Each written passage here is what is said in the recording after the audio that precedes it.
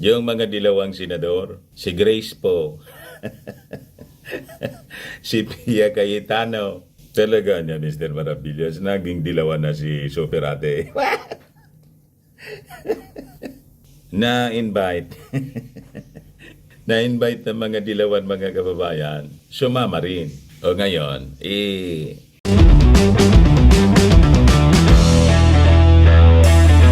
napanood mo niya, Mr. Maravillas, yung prayer ni Superate sa GIL event. Napanood ko po sa balita. Sabi ni Senator Amy Marcos, pinanalangin ng kanyang kapatid na presidente, President Bongbong Marcos. Aplosin mo nawa niya.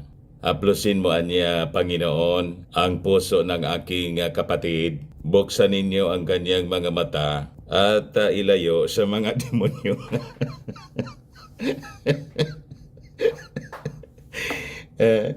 Ilayo na mga kababayan sa mga demonyong nakapaligid sa palasyo.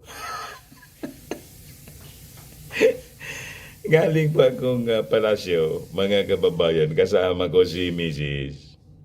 Wala pa man magpakitang mga demonyong nakapaligid sa palasyo. Siguro pagdating namin ni Mrs., nagtago muna. Ayan po, mga kababayan, no? Yung event ng GIL, Jesus is Lord Church, yung grupo po ni Villanueva. Grabe naman na niya, Mr. Maravillas, si Superate. Sino kaya niya, Mr. Maravillas, ang tinutumbok ni Senator Amy Marcos na mga demonyo sa palasyo? Iwan ko po. Pero malamang may mga masamang espiritu talaga, mga kababayan, na nakapaligid sa ating Pangulo.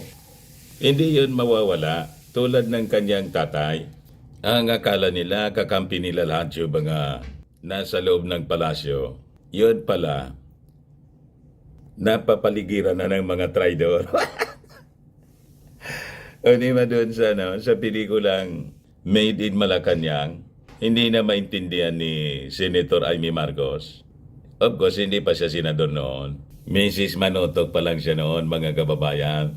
Maliliit pa yung mga anak. Sabi doon sa drama ni Amy, hindi na niya natin malaman kung sino yung mga kalaban at kakampi natin. Di ba? Siguro anya, Mr. Maravillas, ang tinutumbok ni Senator Amy, ni Superate, yung mga nasa palasyo niya na naglilik ng mga chismis sa mga vloggers. Yung mga bumaliktad na vloggers, mga kababayan. Sila yung naglilik ng mga balita po, ng mga chismis, ng mga intriga po sa first couple. Di ba? But before ko, mga kababayan, ibigay sa inyo yung full story ng prayer ni Senator Amy, click subscribe muna dito sa ating YouTube channel and hit the notification bell para lagi po kayong updated sa mga kaganapan dito sa ating bansa. Like and share na rin po ninyo ng ating video. At huwag na rin po ninyo, mga kababayan, na skip yung ating mga commercial ads para tuloy-tuloy lang ang pag-unlad ng Bagong Pilipinas. Nakabagong Pilipinas t-shirt na po ako. Bagong Pilipinas. Di ba? Sa mga naghanap po ng malinis and spacious fitness gym, punta lang po kayo sa aming Colossal Fitness Gym. We also offer Grab Car Rental with our brand new 2023 model ng Toyota Innova. Also accept booking for those who are planning to travel via PAL, Cebu Pacific and other airline companies, local and international. And the bills payment for Meralco Bills, PLDT, etc. Pwede na po kayo magpabook dito sa amin kahit saan ninyo gusto mag-travel. Online booking po para makamura po kayo. Pati sa mga hotel po, may paymaya na din po kami dito at Bayad Center. Ang Colossal Fitness Gym is located at 3rd floor, Security Banga Building, Lanco Business Park, Legazpi City, Albay. For inquiries, log 4 Jelon Maravillas, contact number 0966-8020949. Yan po yung aming Innova. Yan po mga bagong gym equipment namin. May treadmill na rin po kami. Ayos po mga kababayan. Ayos na ayosan niya Mr. Maravillas. Ito po yung balita, mga kababayan sa Manila Bulletin. Ilayo sa mga demonyong nakapaligid sa palasyo ay may praise for Brother PBBM at GIL event. Senator Amy Marcos prayed for the enlightenment of her brother during the Jesus is Lord Worldwide Prayer and Vision Casting 2024 in Norsagaray, Bulacan on Saturday, kahapon lang po, January 27. Nag-viral po yung prayer ni Senator Amy Marcos. O yan po siya mga kababayan. Pinictura ni ng Office of Senate Majority Leader Joel Villanueva.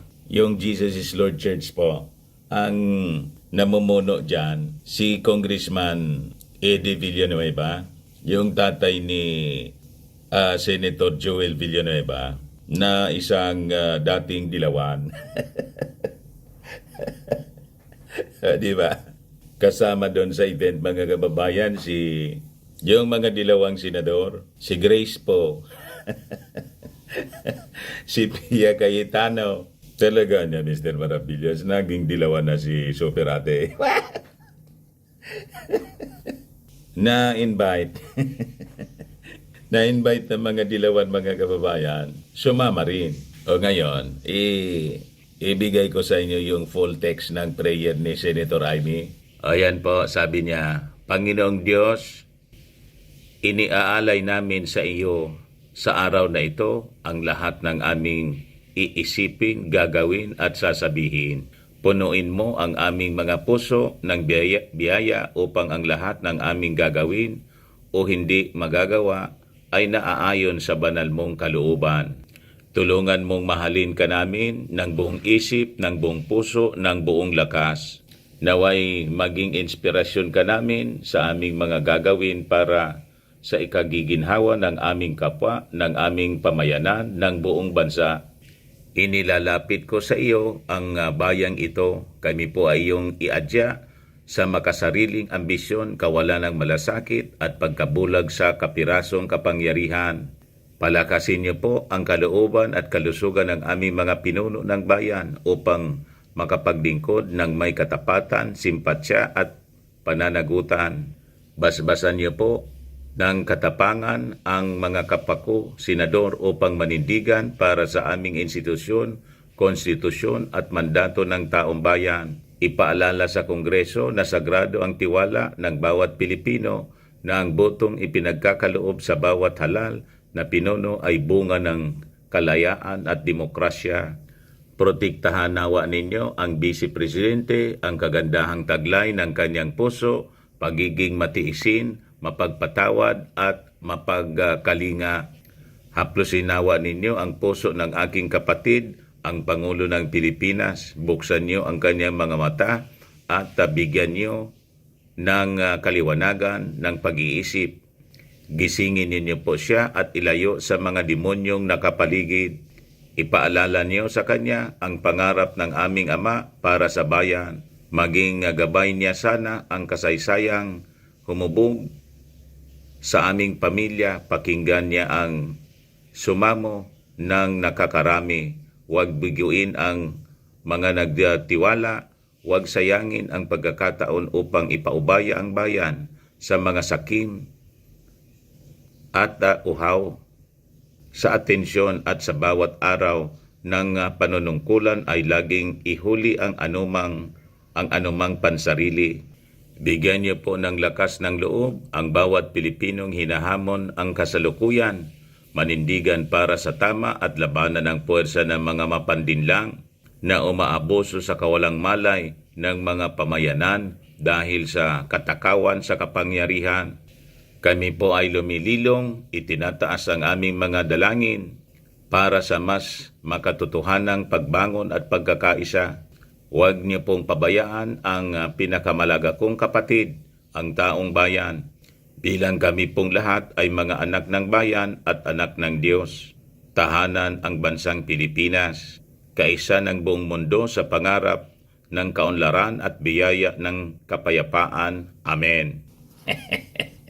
Yun ang panalangin po ni Super Ate. May patama po sa kanyang pinsan na namang buo na si Martin Romualdez, abang napakaganda ng kanyang sinabi sa panalangin para kay Inday.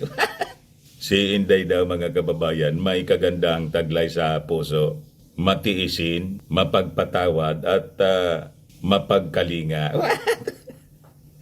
Baga naman na niya, Mr. Maravillas. Double talk din yung prayer ni Super Ate doon sa GIL. Kasi yung mga sinabi niya doon, lahat baliktad. Baliktad po sa description ni Inday, mapagpatawad, matiisin. Ang katotohanan po, si Inday po palaway. Ang mapagpatawad po si Martin Romualdez. Kasi si Martin po, hindi man tinapatulan si Inday. Namimiss nga daw po ni Martin si Inday. At sabi ni Martin, mataas pa rin ang kanyang respeto sa Vice Presidente at Education Secretary. Ano niya, Mr. Maravillas, yung sinasabi ni Super Ate na yung kanyang kapatid na si BBM, gusto niyang gisingin sa pagkatulog. At iadya, ilayo po sa mga nakapaligid na demonyo sa palasyo. May katotohanan naman po talaga. Kasi sa sobrang bait ng ating Pangulong Bongbong Marcos, kahit alam niya may mga naiwan pa kasi yung dating administrasyon siyempre na mga nasa loob ng palasyo. Pero ang loyalty po, hindi man sa mga Marcos, kundi sa mga Duterte. Baka yun po. At yung iba dyan, mga dilawan po, mga Rabi Dilawan, na siyang source ng mga intriga at fake news, marites, sa Palasyo Malacanang na ginagamit ng mga critics ng ating Pangulong Bongbong. Baka yun ang ibig sabihin po ni Super Ate na iadya sa mga nakapaligid na demonyo. So ang ibig niyang sabihin, gumising ka niya kapatid. May mga traidor na niya dyan sa... Hayaan mo ako bilang Super Ate mo. Siyempre mahal kita. Yung mga nakapaligid sa yung demonyo ay kitang-kita ko. Kasi naman niya, Mr. Maravillas, yung iba mga kaibigan pa niya, kaibigan ni Super Ate. Kaya nga po, mga kababayan, sabi ko sa inyo, pabayaan natin si Super Ate. Kasi ang tingin ko sa kanya, may special mission siya because of the experience nila sa kanilang sa administrasyon ng kanyang tatay. Parang tama ka, Mr. Maravillas, na si Super Ate, Trojan horse, yung sinasabi mong keep your friends close and your enemies even closer. Kaya yung mga enemies, nakadikit po si Super Ate doon para alam niya kung ano yung galawan. Nagets na po ninyo kung ano ang ibig sabihin ng mga prayers niya, no? Ni Super Ate, para niya, Mr. Maravillas, tama yung mga analysis mo. Malamang ako po yung tama. The intention ni Super Ate is to protect the President, yung kanyang kapatid. Ayan man lang po, mga kababayan. Pero yung mga Marcos loyalist ngayon, yung iba po, disganado na kay Super Ate. Sumasaydan niya siya sa hindi man Marcos. Hindi Marcos Romualdez. Inaawa yung pinsan niya na si Martin Romualdez dahil sa chacha. Anyway, pagmasdan na lang po natin. Bantayan natin kung ano yung mga kaganapan sa mga susunod na araw. Basta tuloy-tuloy lang tayo sa pag-support po sa Bagong Pilipinas. Launching po ngayon sa Quirino Grandstand. Ako po si Dante Maravillas. Bye-bye. God bless.